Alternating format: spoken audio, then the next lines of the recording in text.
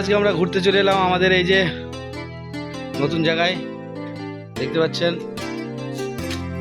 আম গাছ ছায়া রয়েছে, প্রচন্ড চারদিকে গরম আর খুব ঠান্ডা জায়গা।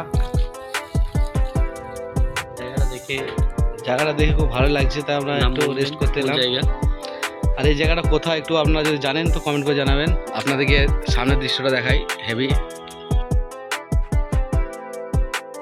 ওয়াও, চারদিকে মাঠ। বন্ধুরা, এটা আমার ফার্স্ট ব্লগ, অবশ্যই আমার চ্যানেলটিকে সাবস্ক্রাইব করে দেবেন, এটাই আশা করব। আপনাদের জন্য ছোট ছোট ভিডিও নিয়ে আসবো, আর ভালো লাগলে অবশ্যই লাইক করে দেবে এবং সাবস্ক্রাইব করে দেবে। তো এই যে একটা আম গাছ রয়েছে এখানে, খুব শান্তিপূর্ণ জায়গা, সাপ ব্যাঙে ভর্তি।